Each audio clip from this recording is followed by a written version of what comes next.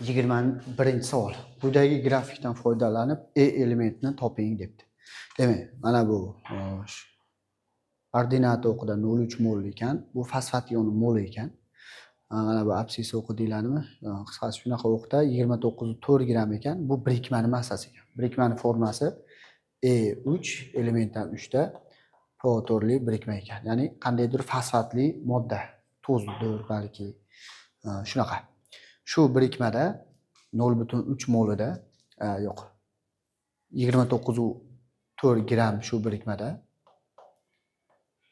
0,3 mol fosfat ioni bor ekan. Bu birikma qisqasi ionga ajratilsa deb hisoblaymiz.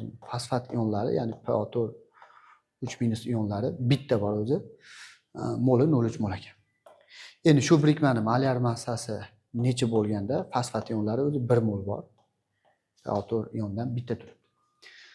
1 mol bo'lsa, molyar massasi necha deb proporsiya tuzamiz. 29.4 1 ga ko'paytirib 0,3 ga bo'lsa, bu yerda 98 kelib chiqadi.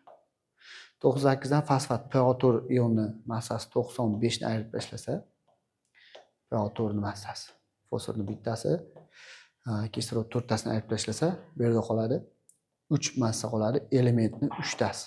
Ya'ni 3 tasi 3 bo'ladi. Ya'ni bittasini topsa 3 ga bo'lamiz, ya'ni 1 kelib chiqadi. Bir massali element bu H bo'ladi, ya'ni vodorod bo'ladi. Demak, to'g'ri javob vodorod degan javob to'g'ri javob bo'ladi.